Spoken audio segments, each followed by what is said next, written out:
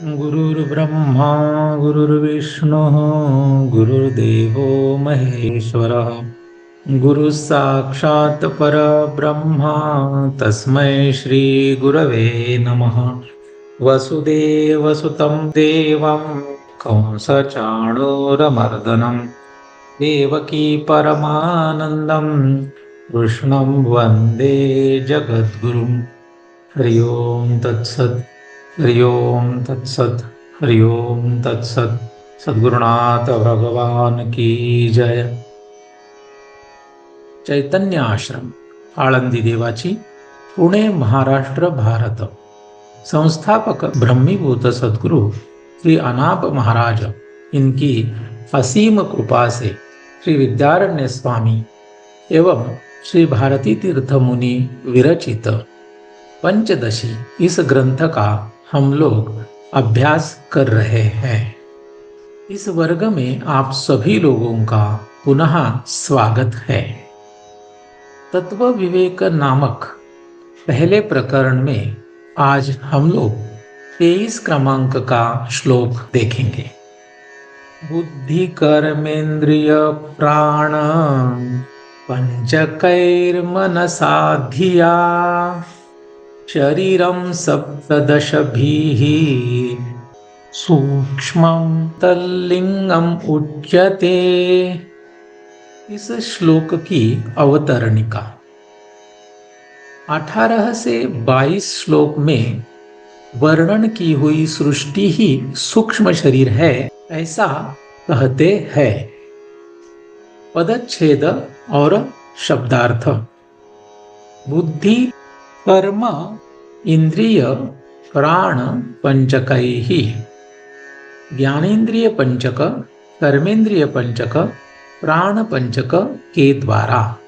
यहाँ पर इंद्रिय के पहले कर्म और बुद्धि ऐसे दो शब्द है, तो किसी को ऐसे लग सकता है कि बुद्धि यहाँ पर भी लिखी है और बाद में भी बुद्धि ऐसा शब्द आया है, धिया। तो यहाँ पर ये बुद्धि शब्द ज्ञान के लिए है, तो ज्ञान इंद्रिय ऐसा इसका अर्थ लेना चाहिए। प्राण पंचकैहि, तो प्राण पंचक, कर्मेंद्रिय पंचक और बुद्धि माने कि ज्ञान, तो ज्ञान इंद्रिय पंचक, ऐसा इस शब्द का अर्थ होगा। मनसा, मन के द्वारा। धिया, बुद्धि के द्वारा। शरीरम, शरीर। सप्तदशभिः, 17 के द्वारा। सूक्ष्मम, सूक्ष्म, तत् उसे। लिंगम, लिंग शरीर, उच्यते कहा जाता है। अन्वय, बुद्धि कर्मेंद्रिय प्राण पंचकैः मनसा धिया सप्तदशभिः सूक्ष्मं शरीरम तत् लिंगम उच्यते। अन्वयार्थ, ज्ञानेन्द्रिय पंचक, कर्मेंद्रिय पंचक, प्राण पंचक, मन बुद्धि 17 के द्वारा सूक्ष्म शरीर, उसे लिंग शरीर कहा जाता है। सरल अर्थ, ज्ञानेन्द्रिय पंचक, कर्मेंद्रिय पंचक, प्राण पंचक, मन और बुद्धि ऐसे 17 तत्वों के या फिर पदार्थों के द्वारा सूक्ष्म शरीर बनता है, उसे लिंग शरीर कहा जाता है। यहाँ पर हमने तत्व शब्द यूज किया है, तो तत्व शब्द ब्रह्म को भी यूज किया जाता है और जो पंच महाभूत है या फिर उनसे बना हुआ जो यह कार्य है, इनको भी तत्व कहा जाता है। तो जैसे आकाश यह एक तत्व है, ऐसे भी आप लोगों ने सुना होगा। तो तत्व शब्द का ऐसे अलग अलग जगह पर उपयोग किया जाता है। लिंग शरीर, इस श्लोक में सूक्ष्म शरीर को लिंग शरीर ऐसा कहा है। लिंग इस शब्द का अर्थ होता है सूचक, किसी का तो भी सूचक वह होना चाहिए। तो यहाँ पर इस श्लोक में यह लिंग शब्द जो है वह साक्षी चैतन्य का सूचक है। तो ऐसे क्यों? हमारा जो अंतःकरण है, इसमें जो मुख्य रूप से बुद्धि है, इसमें साक्षी चैतन्य का प्रतिबिंब आता है, ऐसे कहा जाता है। और दूसरा एक अर्थ है, इस बुद्धि के द्वारा ही हम लोग उस साक्षी चैतन्य को जानने का प्रयास कर सकते हैं। तो साक्षी चैतन्य और हमारी बुद्धि, इनका संबंध दिखाई देता है। तो इस सूक्ष्म शरीर की सहायता से ही हम लोग साक्षी चैतन्य की प्राप्ति कर सकते हैं। तो साक्षी चैतन्य का यह सूचक है, ऐसा यहाँ पर कहना उचित लगता है। तो ऐसे लिंग शरीर का यहाँ पर अर्थ हुआ। यहाँ पर जो सूक्ष्म शरीर लिखा है वह 17 तत्वों से बना है, ऐसे हमने देखा है। यह 17 तत्व जिन पंच महाभूतों से बने हैं, वह पंच महाभूत अपंचीकृत है। अपंचीकृत का अर्थ होता है जिनका पंचीकरण नहीं हुआ, माने कि जिन तत्वों का मिश्रण नहीं हुआ है, वह अलग अलग अपने स्वस्वरूप में है। तो ऐसी दशा में उनको अपंचीकृत ऐसे कहा जाता है। तो यह जो सूक्ष्म शरीर है, इसमें जितने भी अवयव है, जितने भी तत्व है, वह सभी अपंचीकृत पंच महाभूतों से बने हैं और इसके कारण उनका प्रत्यक्ष ज्ञान नहीं हो सकता। इंद्रियों को अति इंद्रिय ऐसे कहा जाता है। तो हमें उनका ज्ञान कैसे होता है? तो स्थूल रूप से जब वह प्रकट होते हैं या फिर स्थूल शरीर से जब उनका संबंध होता है, तब स्थूल शरीर के माध्यम से हम लोगों को उनका ज्ञान होता है ऐसे लगता है, लेकिन वह प्रत्यक्ष रूप से हमें समझ में नहीं आ सकते। उदाहरण के तौर पर जैसे कि नेत्र इंद्रिय है, तो नेत्र इंद्रिय यह सूक्ष्म इंद्रिय है। तो हमें जो स्थूल शरीर में आंखें हैं, उन आंखों में वह नेत्र इंद्रिय सूक्ष्म रूप से रहता है, लेकिन सभी लोगों को ऐसे लगता है कि स्थूल शरीर का जो नेत्र है वही नेत्र इंद्रिय है। तो इस तरीके से स्थूल शरीर के सहायता से हमें नेत्र इंद्रिय है ऐसे समझ में आता है। लेकिन हमें ध्यान में रखना है कि जितने भी यह सूक्ष्म शरीर के अवयव है, वह हमें स्थूल रूप से समझ में नहीं आ सकते। उनको समझने के लिए स्थूल शरीर की सहायता ही जरूरी है। जैसे इंद्रियों का है, वैसे ही प्राण का भी है। कुछ लोगों को ऐसे लग सकता है कि हम जब हमारे नासिका की तरफ हाथ लेके जाते हैं तो हमें प्राण महसूस होता है। तो यहाँ पर भी जो प्राण है वह अपंचीकृत पंच महाभूतों से बना हुआ प्राण नहीं है। स्थूल शरीर को जब इस प्राण का संबंध होता है, तो उस स्थूल शरीर की संबंध के कारण हमें वह प्राण समझ में आता है या फिर उस प्राण को हम महसूस करते हैं। तो जो प्राण हम लोग समझ रहे हैं वह अपंचीकृत प्राण नहीं, स्थूल शरीर के संबंध से जो प्रकट हुआ दिखाई देता है, ऐसा वह प्राण है।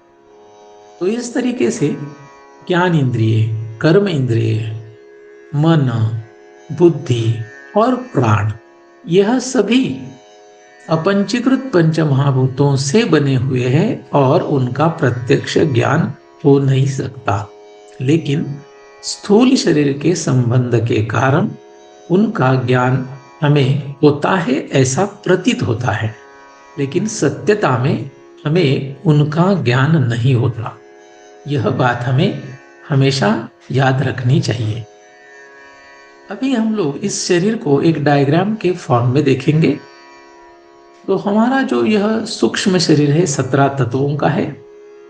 ज्ञान इंद्रिय पंचक, कर्म इंद्रिय पंचक, प्राण पंचक, ऐसे यह 15 और मन बुद्धि, तो कुल मिलाकर 17 तत्वों का यह सूक्ष्म शरीर, यह अपंचीकृत पंच महाभूतों से बना है और इसको लिंग शरीर या फिर सूचक शरीर ऐसे भी हम कह सकते हैं। इसमें जो ज्ञान इंद्रिय पंचक है उसमें श्रोत्र इंद्रिय जो है वह हमें सुनने के लिए है, त्वग इंद्रिय जो है वह स्पर्श करने के लिए है, या फिर स्पर्श हम महसूस कर सकते इस त्वग इंद्रिय के कारण। नेत्र इंद्रिय देखने के लिए, रसना इंद्रिय रस का ग्रहण करने के लिए, रस हमें समझ में जो आता है इस रसना इंद्रिय के कारण समझ में आता है, घ्राण इंद्रिय के कारण हमें गंध समझ में आता है। तो इस तरीके से शब्द, स्पर्श, रूप, रस और गंध, इनका ज्ञान हमें इन 5 ज्ञान इंद्रियों के कारण होता है। कर्मेंद्रिय पंचक जो है वो क्रिया के लिए है। तो वाक, यह जो कर्म इंद्रिय है, इस इंद्रिय से हम भाषण कर सकते हैं। तो बोलने के लिए हमें यह इंद्रिय जरूरी है। हमारे दोनों हाथ, यह पाणी इंद्रिय है और लेन देन का काम हम इस इंद्रिय से करते हैं। पाद माने कि पैर, दोनों पैर से हम लोग चलते हैं, बैठते हैं, यह इसका कार्य है। पायु, यह गुद जो है वहां पर रहता है और मल को बाहर निकालना इसका कार्य है। उपस्थ, यह मूत्र द्वार में रहता है और वहां से मूत्र का विसर्जन करना, इसके लिए इसका उपयोग होता है। ऐसे यह 5 कर्म इंद्रिय हैं। प्राण पंचक में प्राण यह एक वायु है। शरीर को ऊर्जा देना यह इसका मुख्य कार्य है। अपान वायु से हमारे शरीर में जितनी भी गंदगी है या फिर जिसको हम टॉक्सिन्स कहते हैं, विष समान जो भी द्रव्य है, उनको बाहर निकालने के लिए यह वायु उपयोग में आता है। समान वायु से हमारे शरीर में अन्न का विभाग होता है और पूरा शरीर संतुलित रखने के लिए यह समान वायु होता है। उदान वायु हमारे कंठ में रहता है और इससे हमें स्वर से संबंधित जो भी नियंत्रण है वह होता है। व्यान वायु पूरे शरीर में रहता है और पूरे शरीर को पोषण देना यह इसका कार्य है। वैसे ही हमारे जो शरीर में सभी जॉइंट्स हैं, उन जॉइंट्स को गति देने के लिए इसका मुख्य रूप से उपयोग होता है। तो इस तरीके से यह 15 सूक्ष्म शरीर के अवयव है। मन जो है यह संशयात्मक है। हमारे मन में यह करूं या यह नहीं करूं ऐसे हमेशा आते रहता है। हमारा मन जो है हमेशा द्विधा स्थिति में रहता है, ऐसे कह सकते हैं। तो मुझे यहाँ पर जाना चाहिए या नहीं जाना चाहिए, मुझे यह खाना चाहिए या नहीं खाना चाहिए, इस तरीके का यह मन हमेशा विमर्श रूप रहेगा, संशय रूप रहेगा। तो इस मन को जो भी यह संशय है उसमें से एक कोई क्रिया, इसके ऊपर हमें निश्चय करना जरूरी है और वह निश्चय जिस इंद्रिय से होता है उसको बुद्धि कहते हैं। तो जैसे मुझे ऐसे लगा कि मैं यहाँ से दिल्ली जाऊं या नहीं जाऊं, तो दिल्ली जाना नहीं जाना ऐसे जो मन में चल रहा है उसके ऊपर कुछ तो भी निश्चय होना जरूरी है, वह बुद्धि करेगी। तो बुद्धि निश्चय रूप है, ऐसे हम यहाँ पर कह सकते हैं। तो इस तरीके से यह सूक्ष्म शरीर, कुछ ग्रंथों में यह शरीर 25 तत्वों का भी दिखाई देता है। तो वहां पे क्या किया जाता है, कैसे इनको 25 तत्व का कह सकते हैं। तो ऐसे ग्रंथों में ज्ञानेन्द्रिय पंचक ये हो गए, कर्मेंद्रिय पंचक भी हो गए और प्राण पंचक भी हो गए। तो ये 15 हो गए। और फिर अंतःकरण पंचक दिया जाता है। तो अंतःकरण 1, दूसरा मन, बुद्धि, चित्त, अहंकार, ऐसे 5। तो जैसे यहाँ पे प्राण पंचक है तो प्राण पंचक में प्राण यह भी 1 है और बाकी के 4 है। वैसे ही अंतःकरण पंचक में अंतःकरण 1 काउंट होता है और फिर मन, बुद्धि, चित्त और अहंकार, ऐसे 4। तो इस तरीके से यह अंतःकरण पंचक बन गया। तो ऐसे 20 हो गए। और शब्द, स्पर्श, रूप, रस, गंध, ऐसे 5 विषय भी उनमें ऐड कर देते हैं। तो इस तरीके से 25 तत्वों का सूक्ष्म शरीर ऐसे भी कुछ ग्रंथों में दिखाई देता है। लेकिन यहाँ पर हम लोगों ने समझने की कोशिश की कि यह सूक्ष्म शरीर 17 तत्वों का है और अंतःकरण चतुष्टय का जो चित्त और अहंकार है वह इन मन और बुद्धि में ही लिया है। ऐसे हमने एक श्लोक में भी पहले पढ़ा है। तो इस तरीके से दो अलग अलग मान्यता हमें दिखाई देती है। एक 17 तत्वों का सूक्ष्म शरीर और 25 तत्वों का सूक्ष्म शरीर। तो यह अगर दो अलग अलग है तो इसमें से कौन सा सही है, तो हमें उस तरीके से इसकी तरफ नहीं देखना चाहिए। दो अलग अलग मान्यता है ऐसे समझकर उसमें से हमें जो स्वीकृत है, हमें जो अभ्यास के लिए उपयोगी है, उसका स्वीकार करके आगे चलना चाहिए। शास्त्र में बहुत जगह पर हम लोगों को ऐसे मिलेगा कि जो एक जगह पे लिखा है वह दूसरी जगह पे अलग तरीके से लिखा है। उपनिषदों में भी ऐसे मिलेगा आप लोगों को। ऐसी स्थिति में हम लोगों को क्या करना चाहिए, तो वह समझ लेना चाहिए कि उस जगह पे जो भी दिया है उसको ठीक से समझ ले, और दूसरी जगह पे जो दिया है उसको उस जगह पे ठीक से समझ ले। तो अलग अलग जगह पर उस तरीके से वो पढ़ाई करनी चाहिए। यह सही है और दूसरा गलत है ऐसे समझना नहीं चाहिए। तो आप इसके बारे में ऐसे भी कह सकते हैं कि यह जो तत्व है सभी, वह आप 17 कहो, 19 कहो या फिर 25 कहो, ये कितने भी हम लोगों ने कहे, फिर भी यह जो वेदांत शास्त्र के हिसाब से आगे जाके हमें समझ में आएगा कि यह पूरा जो शरीर है या फिर यह जो पंच महाभूत है, यह जो प्रकृति है, वह आरोपित है, वह सत्य नहीं है, वह मिथ्या है, वो नाम मात्र है। और इसके कारण उसको हम लोगों ने इस तरीके से कहा या फिर उस तरीके से कहा, इससे ज्यादा फर्क नहीं पड़ने वाला। लेकिन यह जो बात है वो साधारण रूप से किसी को भी जो विज्ञानवादी है उनको यह बात अच्छी नहीं लग सकती। उनको लगेगा नहीं यह सब सत्य ही है, तो इस तरीके से आप इसका उत्तर नहीं दे सकते हो, ऐसे भी लग सकता है। लेकिन जो वेदांत को मानते हैं और जो यह पूरा विश्व जो है वो मिथ्या है ऐसे समझते हैं या फिर मानते हैं, उन लोगों को यह जो उत्तर है वह सही लग सकता है, लेकिन बाकी लोगों को यह उत्तर सही नहीं लगेगा। तो जैसी आपकी धारणा हो वैसे आप इसकी पढ़ाई कर सकते हो। एक तो आप जिस ग्रंथ में इसको पढ़ रहे हो उस हिसाब से इसकी पढ़ाई करो और उस तरीके से ही आगे चलो, या फिर दोनों में समन्वय कहीं ना कहीं है ही। समन्वय जितना है उसका स्वीकार करो, जहां पर विरोधाभास है उसको छोड़ दो, ऐसा भी कर सकते हो।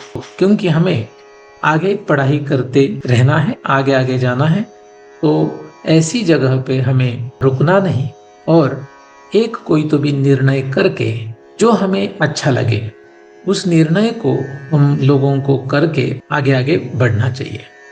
तो आज के लिए बस इतना ही। पुंडलीक वरदा हरि विठ्ठल श्री ज्ञानदेव तुकाराम पंढरीनाथ भगवान की जय। माऊली ज्ञानेश्वर महाराज की जय। जगत गुरु तुकाराम महाराज की जय। सद्गुरुनाथ भगवान की जय।